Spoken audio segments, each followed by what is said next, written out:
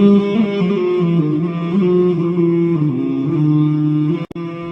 سے کم و بیش 6000 سال قبل اللہ نے حضرت نوح علیہ السلام کو ان کی مشرک قوم کی طرف مبعوث کیا، مگر مسلسل کفر کی وجہ سے اللہ نے حضرت نوح علیہ السلام کو کشتی بنانے کا حکم دیا، اور پھر ایک عظیم طوفان سے پوری دنیا کے کفار ہلاک کر دیے گئے،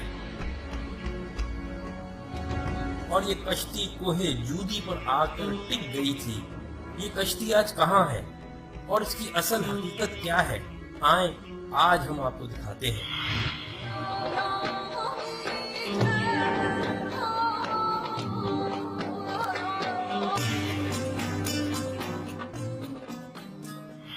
آج سے کم و بیش 50 سال قبل جب ترکی کے ایک پہاڑ پر کچھ مہم جوؤں نے اس کشتی کو دریافت کر کے اس کی تصاویر اخبارات میں جاری کی، تو پوری دنیا میں یہودیوں، عیسائیوں اور نام نہاد روشن خیال دہریوں کے درمیان ایک بڑی بحث کا آغاز ہوا۔ کشتی کا انکار کرنے والوں نے بعض بہت ہی اہم اعتراضات اٹھائے، جس کا تسلی بخش جواب دینے میں یہودی اور عیسائی ناکام رہے، لیکن قرآن میں ان اعتراضات کا تسلی بخش جواب موجود ہے۔ انکار کرنے والے دہریوں نے پہلا اعتراض یہ اٹھایا کہ بغیر کسی ٹیکنالوجی کے 6000 سال قبل ایسی عظیم الشان کشتی بنانا ناممکن ہے، جو مہینوں تباہ ہوئے بغیر سمندر میں اتنا وزن لے کر سفر کر سکے۔ قرآن کی سورہ قمر میں اس کا جواب اس طرح دیا گیا ہے کہ اور ہم نے نوح کو ایک ایسی کشتی میں سوار کیا تھا جو تختوں اور کیلوں سے تیار کی گئی تھی۔ حالیہ تحقیقات کے بعد اس کشتی سے دھاتی کیلوں اور تختوں کے آثار ملے۔ پھر ان انکار کرنے والوں نے دوسرا اعتراض یہ کیا کہ یہ کیسے ممکن ہے کہ 6000 سال قبل اتنی بڑی کشتی بنائی جائے جس میں دنیا جہان کے جانوروں کے جوڑے سوار ہوں۔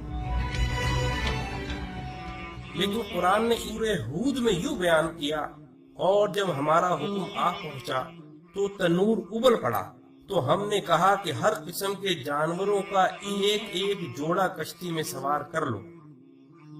اب حالیہ تحقیقات سے قرآن کے اس انکشاف کی بھی تصدیق ہو گئی ہے کہ کشتی نوح کوئی معمولی کشتی نہ تھی، وہ 3 منزلہ تھی جن میں جانور ترتیب وار سوار تھے،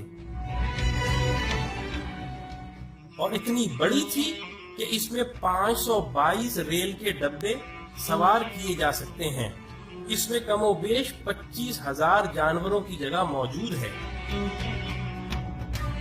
پھر ان دہریوں نے تیسرا اعتراض یہ اٹھایا کہ اتنے عظیم الشان طوفان میں اتنی عظیم الجثہ کشتی بغیر لنگروں کی مدد کے تیر ہی نہیں سکتی، لیکن اللہ اس اعتراض سے واقف تھا، اسی لیے اس نے سورہ ہود میں فرمایا، اور نوح نے کہا کہ کشتی میں سوار ہو جاؤ، اللہ ہی کے نام سے اس کا چلنا ہے اور اسی کے نام سے اس کا لنگر انداز ہونا ہے۔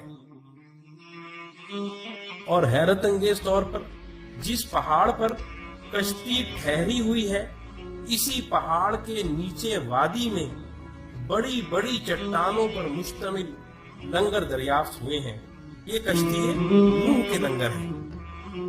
اور سب سے بڑا اور اہم اعتراض یہ اٹھایا جاتا ہے کہ کسی لکڑی کی کشتی کا 6000 سال تک کسی پہاڑ کی چوٹی پر باقی رہنا ناممکن ہے۔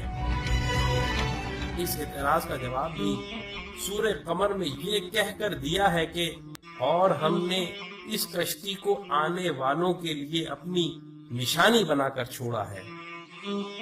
اور حالیہ تحقیقات سے یہ حیرت انگیز بات سامنے آئی ہے کہ اس پورے پہاڑی سلسلے میں برف اسی چوٹی پر ہے جہاں یہ کسی برف کی وجہ سے محفوظ رہی۔